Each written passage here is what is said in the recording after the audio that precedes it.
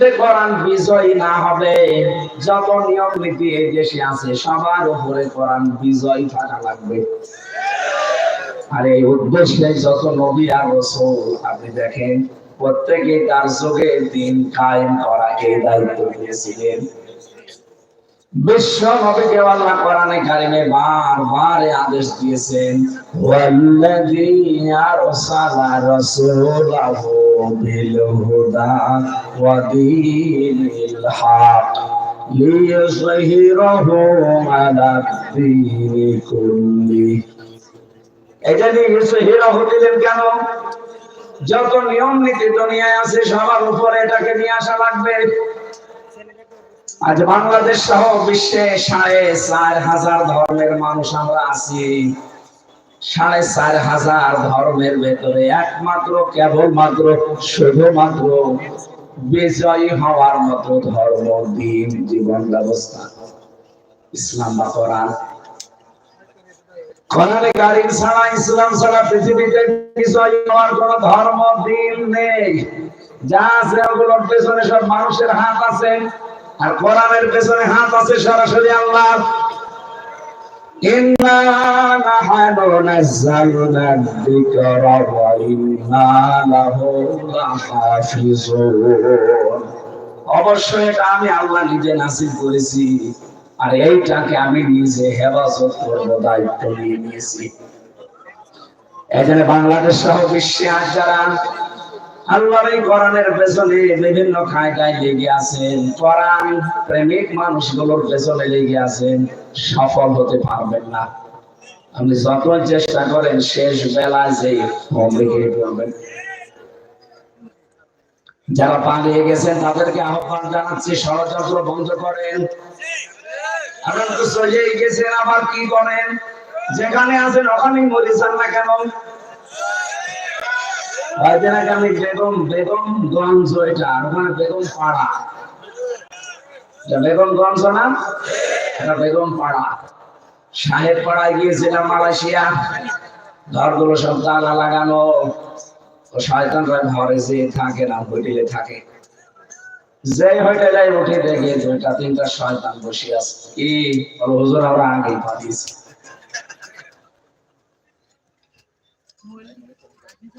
কি করলেন এই টাকাগুলো? বাইরে পাচারের মাধ্যমে। এখন ঘরেও থাকতে পারেন না, যে এত ভয় আল্লাহ ভেতরে ঢুকিয়ে দিয়েছে। সাহেব পাড়া যে থাকবেন পিটিয়ে মেরে ফেলবে জনগণ। কয়েকদিন আগের উপর দিয়ে যাচ্ছিলাম, পাইলট আমাকে বলছে, হেলিকপ্টারের পাইলট, যে এই যে প্রতিষ্ঠানগুলো এখনো সংস্কার করাটা হয়নি। আমি তো শয়তানদেরকে বহন করি বেশি। আমার মাঝে মাঝে চিন্তা হয়, যারা টাকা পাচার করেছে, এক একটা বছরে বাংলাদেশ থেকে 42,000 কোটি টাকা পাচার হয়েছে। এই টাকাগুলো যদি পাচার না করে দেশে কর্মসংস্থান তৈরি করত, 36 লাখ যুবক এখন শিক্ষিত বেকার পড়ে আছে। এই মানুষগুলোর কর্মসংস্থান হয়তো আর ওদের মরণের আগ পর্যন্ত দেশ থেকে কেউ নামাতে পারতো না। শয়তানগুলো টাকা সব পাচার করে করে বিভিন্ন জায়গায়, এখানে যা করেছেন মাপ পাওয়ার অযোগ্য হয়ে গেছেন আপনারা। এত ঋণের বোঝা আমাদের মাথার উপরে দিয়ে গেলেন। এদেশে এখন কেউ জন্ম নিলে 1,10,000 টাকা তার মাথার উপরে দিন, মানে জন্মগত ভাবে দিন। দেশটাকে ফকরা করে ফেলেছেন। একটু দাঁড় করানোর জন্য যারা চেষ্টা চালিয়েছে, তাদের প্রতিষ্ঠানগুলো বেনামে নামে বিভিন্ন ধোয়া তুলে সব আত্মসাৎ করলেন। ইসলামী ব্যাংক থেকে এই শয়তানরা 80,000 কোটি টাকা মারিকাটি করেছে। কোন প্রতিষ্ঠান তো সেভাবে বানাতে পারো না, খালি মানুষেরটা নষ্ট করতে পারো। এই প্রতিষ্ঠান তো কত লক্ষ লক্ষ মানুষের কর্মজীবন তৈরি হয়েছিল, এখন ফকলা করে দিলেন আপনি।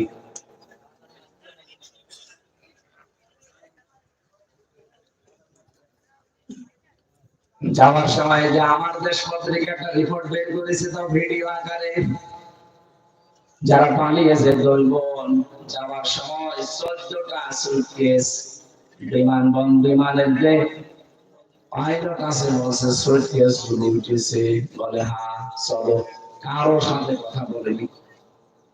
আপনার নোয়াখালীর খাওয়া কাকুর সাথে বলেনি, খাওয়া আছে বলবেন যে চলে যাচ্ছে দোয়া করো, তাও বলেনি। দেশের মানুষকে তো বললই না, খাওয়া কেউ বলেনি। এমনকি খাওয়া পালিয়ে যাওয়ার পরে ইন্ডিয়াতে নাকি দেখা করতে চেয়েছিল, রাজিও হয়নি, যে খাওয়া আমার দরকার নেই।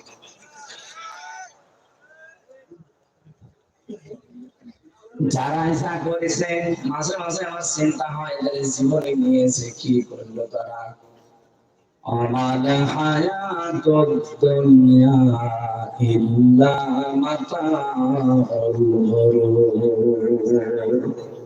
আল্লাহ বলেন পৃথিবীর এই জমিনটা পুরা ধোঁকা। এটা কি? পুরাটাই ধোঁকা। বলতে পারেন আমার মা বাবা, না ওটা আপনার মা বাবা আমার জন্য ধোঁকা, সন্তানাদি স্ত্রী পুত্র দুনিয়ার বাড়ি গাড়ি চাকরি বাকরি ব্যবসা বাণিজ্য ক্ষমতা সব ধোঁকা। আমাদের কুষ্টিয়ার হানিফ সাহেবের পাশে এমনিতেই 50 জন করে বসে থাকতো, অথচ ওই মানুষগুলো এখন এই 5 তারিখের পরে পুরা উঠিয়ে গেছে। এখন তারাই শুকুরের বাচ্চা কুকুরের বাচ্চা বলে গালি দেয়। জয় হারামির কারণে আজ আমাদের অবস্থা। অথচ 5 তারিখের আগে ওরে নবী মনে করে চলতো।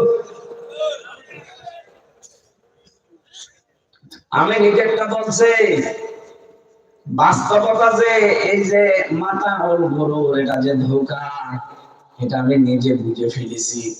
জেলখানায় 3টা বছর আমি ফাঁসির কন্ডেম সেলের ভেতরে ছিলাম, এখানে আমি আরো বেশি বুঝেছি যে দুনিয়া আসলে ধোঁকা। এটা আমার যে পূর্বপুরুষ আছে, আমার বাবা আমার দাদা আর বাবা, এই 3 জনের পরে আমি আর চিনি না।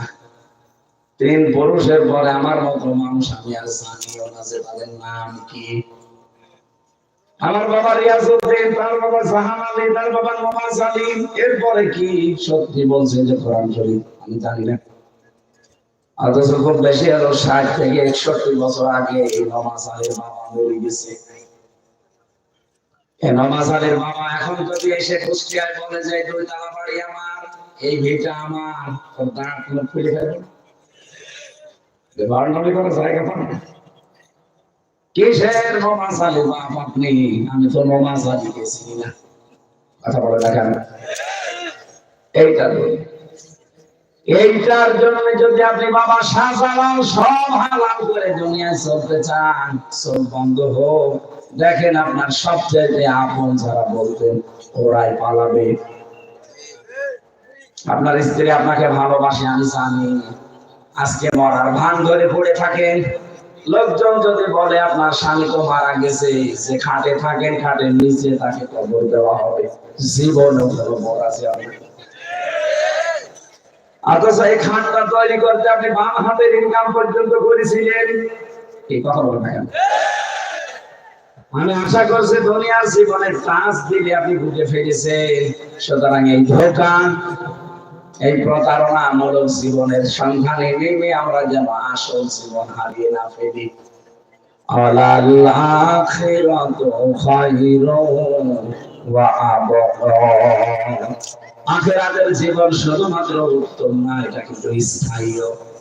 এর বিপরীত সিস্টেম দেখেন, আখিরাতের জীবন হয় কারোর জন্য উত্তম হবে, স্থায়ী হবে, কারোর জন্য উত্তম হবে না কিন্তু স্থায়ী হবে। অনেক মানুষ আমি জানি এই পৃথিবীতে এমন ধারণা আছে, বিশেষ করে মুসলমানদের ভেতরে, মনে মনে করে আমি তো কালেমা পড়েছি, যে কোনদিন একদিন না হয় জান্নাতে যাবো, যাবে, কিন্তু কালেমাটা তো ঠিক রাখা লাগবে। আমরা তো কালেমা ঠিক নেই, কারণ কালেমা পড়তে হলে আগে একটা কাজ করা লাগে, সেইটা না করে আপনি কালেমা পড়েছেন। এবার নিজেরা সাথে মিলাবেন তো যারা বসে আছেন, আমরা যারা ইবাদত করতে চাই আল্লাহ, না চাই না? বলেন বলেন। আমা খালাকাতুল জিন্না ওয়াল ইনসা ইল্লা লিয়াবুদুন।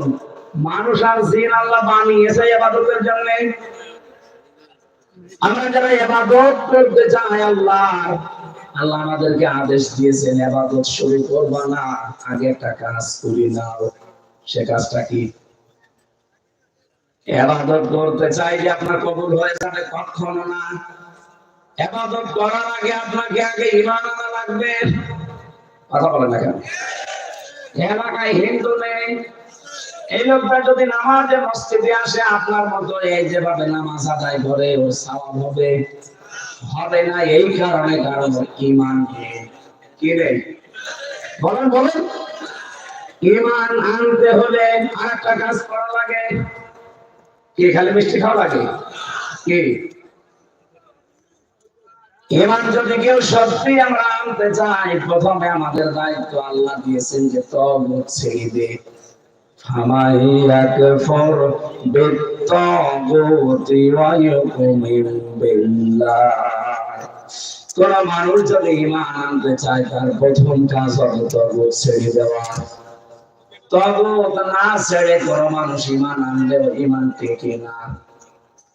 15.5 বছরে বহু আলেমকে আমরা দেখেছি ইমানদারের মতো দেখা যেত, শুধু তাগুত ছেড়ে না দিয়ে ইমানের দাবি করতো। এখানে বাতাস পাল্টালে তারা পাল্টিয়ে গেছে। হাজার মসজিদের ইমাম পর্যন্ত পাল্টিয়ে গেছে, কারণ তারা ইমান এনেছিল কিন্তু তাগুত ছেড়ে দেয়নি, তাগুতের সাথে সম্পর্ক রেখে ইমান এনেছিল। আর যারা তাগুত ছেড়ে দিয়ে ঈমান এনেছে আপনি তাদের দিকে তাকান।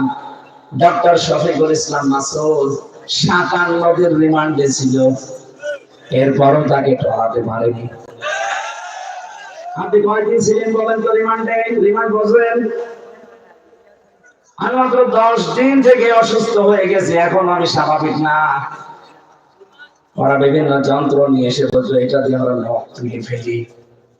এটা জীবিত মানুষের সামনে যন্ত্রপাতি নিয়ে যদি বলে এগুলো দিয়ে আমরা তুলি, এর সাথে লাগিয়েও দেয়, যেখানে টান দেবে। বলেন তো জীবন আপনার সময় থাকার কথা। বিশেষ করে আয়না ঘর, যেটা মিনি আয়না ঘর, আমি তো ছিলাম 10 দিন, বিটটায় যেতে পারিনি। হঠাৎ রাত 12টা-1টার সময় 8-9 জন কালো মুখোশ পরা এসে বলে রেডি হন। কি করবো রেডি হয়ে? তার মানে বলে আপনার শেষ। চোখ বেঁধে দেয়, হাত বেঁধে দেয়, পেছনে গাড়ির ভেতরে ফেলে দেয়, সারা রাত গাড়ি ঘোরায়, কোথায় যে নিয়ে যায় কিচ্ছু জানি না। হঠাৎ রাত 3টা-4টার দিকে চোখ খুলে দেয়, দেখবেন গাজীপুরে জঙ্গলে অথবা ওই মধুপুর টাঙ্গাইল জঙ্গলে। কি এখানে কি বলে দৌড় দে, সেই দৌড় দেবেন পেছন থেকে গুলি করে বলবে ক্রস ফায়ার। এইরকম ছিল জীবন, হাতে নিয়ে থাকা লাগে। সরাসরি ওসি এসে বলতো আপনার হাত পা এমন ভাবে ভেঙে দেব সারা জীবন দাঁড়াতে পারবেন না, ভিক্ষা করে খাওয়া লাগবে। বিশাল একটা স্বপ্ন নিয়ে আপনি আছেন, সব চোরমার। এরকম কঠিন মুহূর্তেও টলাতে পারেনি, কারণ ঈমান এনেছে তাগুত ছেড়ে দিয়ে। আর যারা তাগুত ছেড়ে না দিয়ে ঈমান এনেছিল, বাইতুল মুকাররমের ইমাম বানিয়ে দিয়েছে, ভয়ে পালিয়ে চলে গেছে। আপনি বলেন তো একটা মসজিদের ইমাম সেও পালিয়ে চলে যায়। পরবর্তীতে এসেছিল কিছুদিন পরে ইমামতি নেওয়ার জন্য জোর করে জনগণ জুতা দিয়ে পিটিয়েছে। এরপরে আবার স্ট্যাটাস দেখলাম যে আমাকে জনগণ জুতা মেরেছে কিন্তু আমার গায়ে লাগেনি। মানুষের কমন সেন্স কত নিচে নামতে পারে। এত নিকৃষ্ট অপমান করার পেছনে আমি কয়েকটা কারণ পেয়েছি। এরকম হাজারো আলেম, হাজারো ইমাম, হাজারো পীর দেশে ইমানের দাবি করে কিন্তু তাগুত ছেড়ে না দিয়ে। যে লোকটা নৌকা মার্কা নিয়ে দাঁড়াতে পারে তার ইমান থাকে। আমার তো মাঝে মাঝে আয়না ঘরের ওই দৃশ্য মনে হলেই মনে হয় যে এই মানুষগুলো এখনো জালেমকে সাপোর্ট করে। এখনো দেখি অনেকে মোবাইলে স্ট্যাটাস দেয় জালেমের পক্ষে। মানে মানুষ কি করেছে বুবু আমার পালিয়ে যাওয়া লাগবে, কি করেছে তোমার সাথে তো করেনি, তুমি তো ভালোই মাল কামিয়েছো। আগে কি সুন্দর মাল কামাইতাম, আসলে মাল কামিয়েছে ভালো মানুষ থেকে ধরে নিয়ে গেল। আর পরের দিন পেপারে দিল যে আমি হামজাকে আমার 16 থেকে দিয়েছি টাকা দিতে হবে। আমার বাবাকে ডাক দিয়ে বলেছে যে টাকা যদি এক্ষুনি 10 লাখ না দেন 50টা মামলা দেব। বেচারা গ্রাম্য মানুষ এমনি ভয় আছে যে রিমান্ডের কথা শুনেছো তাড়াতাড়ি দিয়ে দিয়েছে। মাঝে মাঝে আমি আর্টিস্ট গ্রুপে চাকরি করতাম, ওদের প্রতি 32 লাখ টাকা মালিকের কাছে নিয়েছে। যে আমার মালিক সেদিন বলছিল যে এসে বলে যে টাকা দেন 10 লাখ, কেন বলছে টাকা আমার কাছে পায়, ওর বাবা টাকা রেখে গেছে সেই টাকা নিতে। 3টা বছরে মামলা এতবার চেষ্টা চালিয়েছে, সিএমএম কোর্ট, জজ কোর্ট, হাইকোর্ট মিলে না হবে না। 30-32 লাখ টাকা তারা খেয়েছে, তারপরে নতুন করে আমার মামলা দিয়েছে। যে একটা ব্যবসা খুলে নিয়েছিল, এই কয়েকদিন আগের কথা, বগুড়া এক মাহফিলে, স্বাধীনের আগে ছিল মাহফিলটা, ওসি আমারে তাড়া দিয়েছে মাঠের ভেতর দিয়ে প্রায় 2 কিলোমিটার, ধানের জমিন দিয়ে দৌড়াতে পা হাত পা কেটে অন্ধকারে ধরতে পারেনি, কিন্তু গাড়িটা ধরে নিয়েছে। গাড়ি আর ড্রাইভার নিয়ে গেছে থানায়, টাকা নিয়েছে বিভিন্ন মানুষকে ভয় দেখিয়ে। মাওলানা আব্দুল বাল সাহেব ছিল, তার কাছে 1,13,000 টাকা নিয়েছে। কিন্তু 5 তারিখের পরে পট পরিবর্তন হয়ে গেলে ওর নামে বিভাগীয় মামলা, ওরা এখন একেবারে পাঠিয়ে দিয়েছে কক্সবাজার। আমি রংপুর থেকে আসার সময় সিরাজগঞ্জ গোল চত্বরে বসে এক দোকানে চা খাচ্ছি, দেখি উনি চলে এসেছে, কার কাছে খবর নিয়ে চলে এসেছে। এসে আমারে বলছো, হুজুর আসসালামু আলাইকুম, কে আপনি? বলছে আমি ওই সেই ওসি আজাদ। আরে ভাই আপনাকে খুঁজছি, এদিকে আসেন। কোথায় ছিল? বলছে আমি তো পালিয়ে বেড়াচ্ছি। আমার এখন পাঠিয়ে দিয়েছে একেবারে সেই কক্সবাজার। আমার চাকরি থাকবে কি যাবে, টলমল অবস্থায় আছে, আপনি আমারে মাফ করে দেন। একটা বরদোয়া দিয়েছিলেন এক মাহফিলে, ওর পর থেকে লোকজন বেড়াচ্ছে। এই দেখেন আমি কি সুন্দর বাড়ি রেখেছি, 3 মাসে দেখলাম বাড়ি এত বড় বড় হয়ে গেছে। মানে মাফ করে দিয়েছি, কিন্তু টাকা ফেরত দেন। মাফ করে দেবো, টাকাটা ফেরত দেবেন। আমি বিনা কারণে আমার দাঁড়িয়ে 2 কিলোমিটার মাঠের ভেতরে আমি মাফ করে দিয়েছিলাম, কিন্তু টাকা তো আমার একা না, মাওলানা পারি সাহেবের টাকা। টাকা দেবে আমার বছর টাকা নেই না, মাল তো কম কামাননি, টাকা ফেরত দেওয়া লাগবে। 7 দিন সময় দিয়েছিলাম, দেখলাম টাকা দিয়েছে 1,13,000 টাকা। বছর ওরা পাইব না, ঠিক আছে। আমার মনে হয় বাংলাদেশের ইতিহাসে এই প্রথম যে কোন পুলিশ টাকা ফেরত দেয়।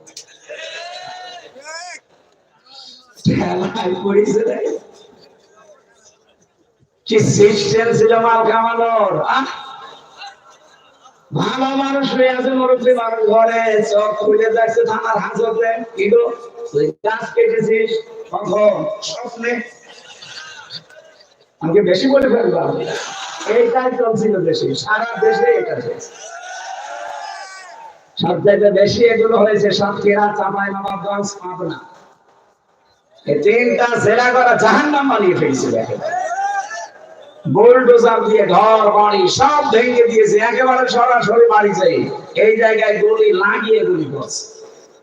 কত ভিডিও আমার মোবাইলে আছে, কি আশ্চর্য গো। আমার কুষ্টিয়ার সাবেক এক এসপি ছিল এক কোলাঙ্গার, ও জন্মের ঠিক আছে বলে আমার মনে হয় না, কারণ আলেমদের নাম ধরে গালি দিত। বলেছিল আলেমদের হাত ভেঙে দেব, জেল খাটাবো। শুধু বঙ্গবন্ধুর ওই মূর্তিকে যেন নাক ভেঙে দিয়েছিল তাই।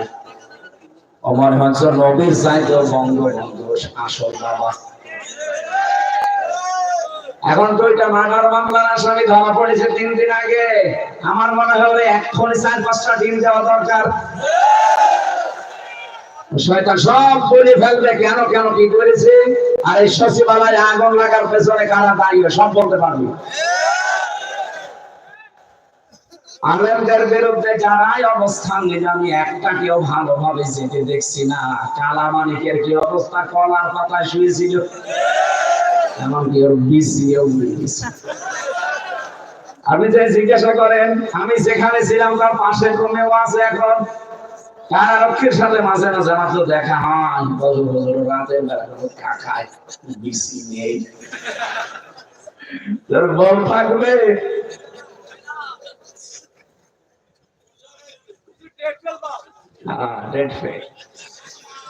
এই শয়তান আল্লামা সাঈদীর ব্যাপারে বলেছিল যে একে আমি ফাঁসি দিতে পারলাম না, আমার জীবনের বড় আফসোস। এবার ফাঁসি দে। আমার নোয়াখালী বাসী, বাংলাদেশের 64 জেলার ভেতরে নোয়াখালী কুমিল্লা মানুষ এমনি আপনাদের ভালোবাসে, কারণ এখানে বললাম না আলেমরা বেশি বাস করে। আবু জেহেল যেখানে ছিল নবীজি ওই জায়গায় ছিল।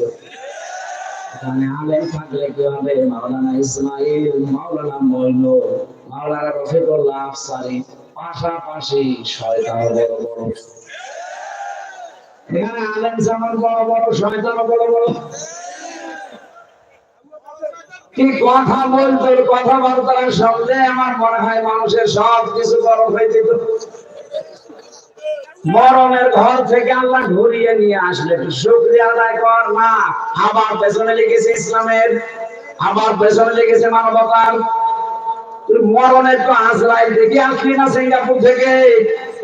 কি অবস্থা তুই দেখলি, তোর চেহারা দেখলে মানুষ ভয় পেত। আল্লাহ একটু সুস্থ করে একটু শুকরিয়া আদায় কর না। শয়তানের বৃদ্ধি মনে আরো বেড়েছিল। দুনিয়াকে যারা টার্গেট বানিয়ে যায়, মহান আল্লাহ তাদের আখিরাত নষ্ট করে যায়। ইন্নামা নুমলি লাহুম লিয়াজদাদু ইসমা ওয়া লাহুম আযাবুম মুহিন। মানুষের পাপের বোঝা যখন পরিপূর্ণ হয়ে যায়, আল্লাহ পাক বলেন ওকে আমি অপমানজনক শাস্তি দেই। আমি বাংলাদেশের সাথে একটা আয়াতের হুবহু মিল পাচ্ছি এখন। সূরা নমল 20 নাম্বার পারা, এটা 19 নাম্বার পারার 20 নাম্বার পৃষ্ঠার 7 নাম্বার লাইনের 52 নাম্বার আয়াতের। আপনি বাড়িতে একটু বাংলা অর্থ আর তাফসীর মিলাবেন। এই বাংলাদেশের সাথে খাপের খাপ, মমতাজের বাপ মিলে যাবে। একটু দেখেন তো আমার কাছে। ফাতিল কাবয়তুহুম খাবিয়াতান বিমা সালামু। আল্লাহ বলেন এই সেই ঘরগুলো, আল্লাহ বাইতুল না দিয়ে বহু বচন দিয়েছে। আল্লাহ পাক বলেন এই সেই ঘরগুলো খাবিয়াতান, জনশূন্য করে দিয়েছি, পরিত্যক্ত বানিয়ে দিয়েছি, বিমা সালামু, এদের জুলুমের কারণে। জালেমরা যেখানে যেখানে, সারা বাংলাদেশের 630টা থানা, কম বেশি প্রায় জায়গায় আমি গেছি, যেখানে জালেমরা জুলুম করেছে পুরা জায়গাটা পর্যন্ত আল্লাহ অভিশপ্ত করে দিয়েছে। আপনি জালেমদের বাড়ি ঘরের দিকে তাকাবেন। আমার কুষ্টিয়ার হানিফের বাড়ি এখন গণ টয়লেট হয়ে গেছে। আপনাদের কাওয়া কাপড় বাড়িটা, এই পাশের জেলা কুমিল্লা, মানুষের বিরুদ্ধে সবচাইতে বেশি এই দেশে ইসলামের বিরুদ্ধে যারা ঠান্ডা মাথায় ষড়যন্ত্র করেছে, এই লাকসামের ওই লোকটা একটা। তার বাড়ি ঘর দেখেন, বাড়ির সামনে লিখে দিয়েছে মানুষ আয়না ঘর। জালেমদের অধিকাংশ বাড়ির নিচের আমি খবর জানি, কারণ অধিকাংশ মানুষকে যারা টর্চার ছেলে নিয়ে জুলুম অত্যাচার করতো তাদেরকে পরে ছেলে পিতাম। যত মানুষের সাথে ছেলে আমার দেখা, এই নোয়াখালীর একজন ছিল হাতিয়ায় বাড়ি, হাতিয়ায় জেলায় না, এই লোকটা একটা আলেম কওমি মাদ্রাসা। আমার সাথে পাশের ছেলে ছিল, কি এত অত্যাচার করেছে। আমার বলছে হামজা ভাই আপনার সাথে কি করেছে আমি জানি না, তবে আমার নিয়ে পায়ের ভেতর দিয়ে হাত ঢুকিয়ে পায়ের ভেতর দিয়ে হাত দিয়েছে, এরপরে সামনে লোহার ব্যারিকেডের সাথে তালা লাগিয়ে দিয়েছে। 24 ঘন্টা এভাবে আমি তালা মারা, 1 দিন 2 দিন 5 দিন না। ওখানে আমি শুনেছি নাকি 10 বছর 12 বছর 14 বছর পর্যন্ত একটা মানুষ পড়ে আছে, ও জানে না যেটা কোন বছর, ওর নাম কি তাও ভুলে গেছে। এক একজনের নখ এত বড় বড় নখ হয়ে গেছে। মাঝে মাঝে রাতের বেলা চোখ যখন খুলে নিয়েছে তো আমার তো রাত 11টা 12:30 1টার সময় নিয়ে যেত, যে শহরের সময় নিয়ে যায়, আর রাত 11:30 12টার সময় নিয়ে আসে, টাঙিয়ে রাখে 11-12 ঘন্টা টাঙিয়ে রাখে। আমার মতো একটা দুর্বল মানুষ, আমি এমনি চলতে পারি না, মাথায় দড়ি লাগিয়ে মনে হচ্ছে ছাগল কিনে নিয়ে যাচ্ছে। পেছনে হ্যান্ডকাপ লাগায়, সামনে জীবিত হয়, পেছনে লাগিয়ে দেয় যেন হাত কেটে যায়। পায়ের সাথে টাঙ্গা বেড়ি লাগিয়ে, চোখে কালো কাপড় দিয়ে বেঁধে দিয়ে যখন নিয়ে যেত বলতেন একটু খুলে দেন দেখি জায়গা। যদি একটু উঁচু করে দিত ওই চোখটা দিয়ে দেখতাম কেউ কেউ লিখে রেখেছে দেওয়ালের সাথে, এত বড় বড় নখ হয়ে গেছে, খুশিয়ে খুশিয়ে ভাঙা ভাঙা অক্ষরে লিখে। ভাই কেউ যদি বাইরে যেতে পারে এই নাম্বারটায় বলবেন যে আমি বেঁচে আছি। 1.5 মিনিট 2 মিনিট সময় যায় 24 ঘন্টার ভেতরে টয়লেট করার। আরে ভাই বসতে বসতে তো হামলেট বেড়ে যায়। সকালবেলা আসে 9টা 10টার দিকে কয়েকটা পচা ছোলা নিয়ে পারলে খান না পারলে ফেলে দেন। দুপুর বেলা 1 মুঠ ভাত দেয়, তা মনে হচ্ছে কেউ মাখিয়ে দিয়েছে। এই কঠিন পরিস্থিতি আপনি তৈরি করেছিলেন। বড় বড় বীজ যেগুলো আয়নাঘর আমি শুনেছি প্রত্যেকটার সাথে কল দিয়ে সুরঙ্গ করে ভারতের সাথে লাইন করা আছে। বেশি ঝামেলা করবেন মেরে ওখান থেকে মাটিয়ে পরে পশু পাখির খাবার বানিয়ে দেবে। বহু মানুষকে আমার সামনে বলেছে যে আমরা বহু মানুষকে মাছের খাবার বানিয়ে দিয়েছি। বহু মিথ্যা কথা আমাকে দিয়ে লিখিয়েছে যে এগুলো বলবেন আদালতে, না একটা কথা আমার না। জামাত ইসলামের বিরুদ্ধে, আকিস গ্রুপের বিরুদ্ধে, না এগুলো আমার বলা সম্ভব না। বলছে যদি না বলেন আপনার বউ তুলে নিয়ে আসবো। চরিত্র কত নিচে নামলে এই কথা বলতে পারে, কারণ আলেমকে বলেন তো তো যে হ্যাঁ একটা হিন্দু আমি পাইনি, রিমান্ডে যত অফিসার পেয়েছি সব সেই নাম। জনাব আতিকুল ইসলাম ভূঁইয়া, শেখ ইমরান হুসাইন, আসাদুজ্জামান, জাহিদ হাসান, মিজানুর রহমান, মনির খান, একটা কি হিন্দু? অথচ আল্লাহর ভুল ধরতো।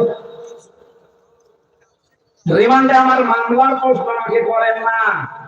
কোরআন শরীফের একটা আয়াতের বাংলা বলার পর বলতো না এটা আমার আল্লাহ ঠিক হয়নি। বলেন আল্লাহ যারা ভুল ধরতে পারে আমারে তারা ছাড়বে। আল্লাহ বলেন জালেমদের এই বাড়ি পর্যন্ত আমি অভিশপ্ত বানিয়ে দিয়েছি, এখানে এখন দেখবেন খাওয়াতান জনশূন্য হয়ে গেছে। এ পর্যন্ত আল্লাহ শেষ করেননি, এর পরের অংশ আমাদের জন্য। ইন্না ফি যালিকা লাআয়াতান লিকাউমিন ইয়ালামুন। লামে তাকিদ আছে, অবশ্যই এর ভেতরে শিক্ষা আছে যারা জ্ঞানী তাদের জন্য। এখান থেকে আমাদের শিক্ষাটা কি? এত বড় জুলুম করে আল্লাহ কিন্তু ছাড় দিয়েছিলেন, কিন্তু ছেড়ে দেন কথা বলেন না কেন? আগামীতে যারা চেয়ারে বসবেন 5 বছরের জন্য, অনেকে কিন্তু আশা করে বসে আছেন, থালা হাতে পায় দেখেন কি করে, কি করবেন। বিভিন্ন কায়দা তো আরম্ভ অনেকে করে দিয়েছেন।